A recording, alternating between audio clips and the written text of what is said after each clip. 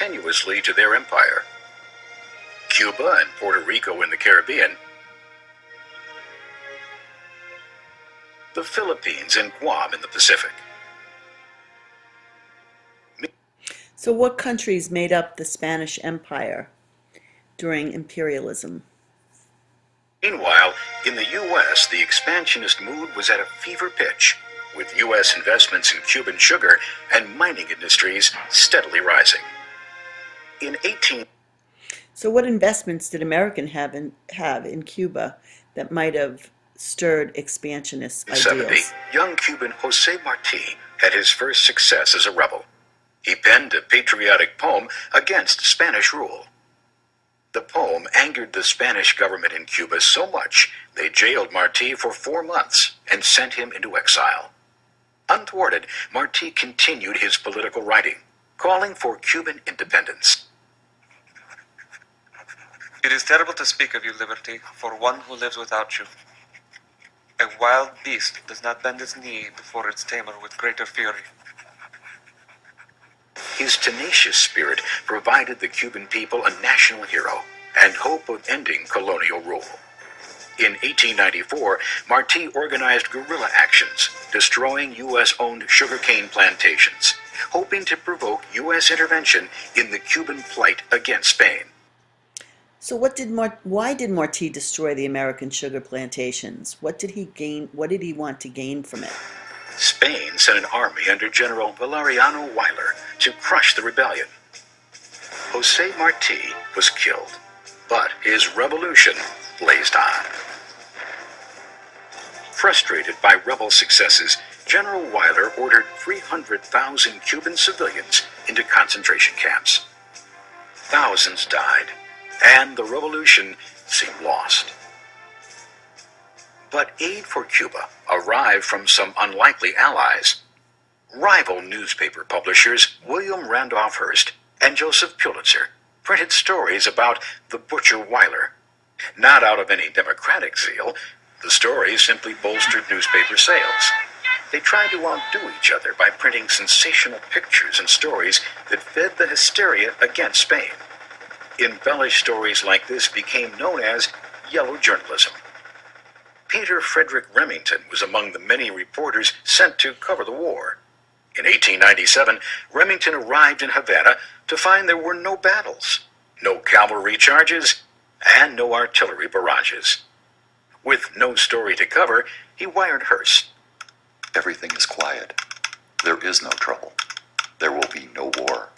I wish to return. Some say Hearst replied, "Please remain. You furnish the pictures, and I will furnish the war." So how did the newspapers play a role in the struggle for independence? And remember to define yellow journalism. And war did come. On January 25, 1898, the USS Maine steamed into Havana Harbor.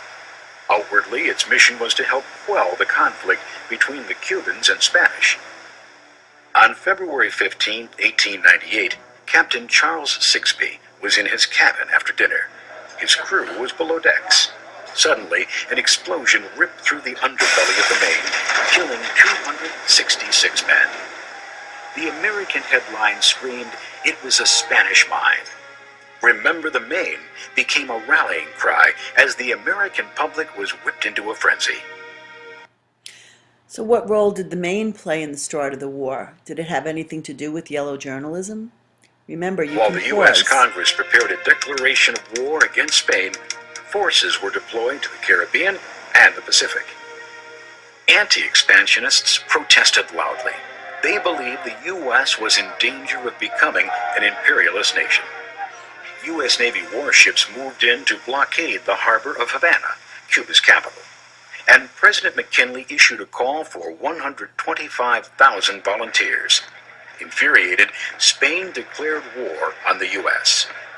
2 days later, on April 25th, the U.S. reciprocated. On the other side of the world, in the Pacific, Commodore George Dewey received orders to seek the Spanish fleet and capture or destroy it. The Philippines had been oppressed by the Spanish crown for more than 400 years, provoking many revolutions. When the U.S. declared war on Spain, Filipino rebel Emilio Aguinaldo saw a way for the Philippines to achieve independence. On How were the Philippines involved in this war? May 1st, Dewey surprised the Spanish fleet in Manila Bay and sank all 10 Spanish ships. During the next 3 months, some 11,000 U.S. troops joined with the Filipino rebels to defeat the Spanish. Aguinaldo declared Philippine independence on June 12th. With the Philippines seemingly under control, U.S. troops moved on to capture Guam. Meanwhile, back in the Caribbean, the 9th Cavalry, a unit of African American soldiers, arrived in Cuba. They found the Army quartermasters totally unprepared for the thousands of troops pouring in. Equipment was disorganized. They were issued woolen uniforms in the tropical heat. Both black and white soldiers were forced to live in unsanitary conditions with poor rations. Diseases such as yellow fever broke out, and thousands were hospitalized. Of the 5,400 deaths in the Cuban campaign, only 379 were the result of combat. So, what were the fighting conditions like in Cuba? How many deaths were actually from gunshot? Teddy Roosevelt quit his desk job as Secretary of the Navy and became second in command of a volunteer regiment called the Rough Riders. They were a motley crew of some 1,200 men, including socially prominent, cowboys, musicians, and clerks. In a critical battle, Teddy Roosevelt led the Rough Riders on a charge up Kettle Hill. They came under heavy fire, but were aided by the 2 regiments of African American soldiers. They sacked Kettle Hill, but at great cost. What a sight was presented as I recrossed the flat in front of San Juan, the dead and wounded soldier. It was indescribable. In short order, the U.S. captured San Juan Hill and seized the Spanish fort, while destroying Cuban ships in the Straits of Havana. With the situation in hand in Cuba and the Pacific, the U.S. now turned 18,000 troops and a naval escort on another Spanish colony in the Caribbean, Puerto Rico. They landed at Guanica Bay, but before they could reach the capital city, Spain agreed to sign a peace treaty with the United States, putting an end to all military hostilities. The war was over in just 4 months. The truce with Spain was signed on August 12, 1898. It was a splendid little war, commented soon-to-be Secretary of State John Hay. It may have been a splendid little war, but it left a distasteful legacy. On December 10, 1898, the Treaty of Paris was signed, giving the United States the right to occupy Cuba with full control over Puerto Rico, Guam, and the Philippines. In the Philippines, What were the terms of the Treaty of Paris? Looks like we're becoming an empire. Emilio Aguinaldo and his supporters were angered as one colonial power was replaced with another. On February 4, 1899, he declared war on the U.S. forces in the islands. It was a brutal war of massacre and torture, with U.S. forces taking on an ugly role, forcing Filipino civilians to live in areas where disease, hunger, and poor sanitation killed thousands, much as the Spanish under Butcher Weyler did in Cuba. In the end, more than 20,000 Filipino rebels and some 4,000 Americans were dead. Why did the Philippine people feel betrayed? At home, anti-imperialists complained that the war's purpose was to free Spain's colonies, but the result was the U.S. becoming an imperial power. The famed American writer Mark Twain sarcastically noted, "There must be 2 Americas, one that sets the captive free and one that takes the once captive's new freedom away." Ultimately, the U.S. Supreme Court decided how new territories would be handled. Puerto Rico became an incorporated territory, allowing Puerto Ricans to become U.S. citizens and the right to vote on statehood. On the other hand, the Philippines remained unincorporated.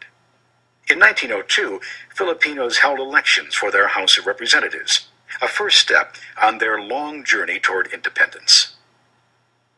While the Filipinos were struggling to gain independence in the Pacific, a similar battle was being waged in the Caribbean. In 1900, the Cubans wrote a constitution. Fearful that another country would dominate Cuban affairs, the U.S. Congress insisted that Cubans add provisions known as the Platt Amendment, which limited Cuba's rights to make treaties and permitted the U.S. to send troops into Cuba to keep order. Cuba became a protectorate of the United States.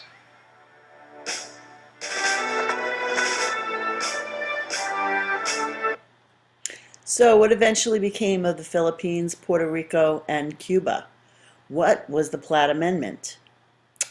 See you next time.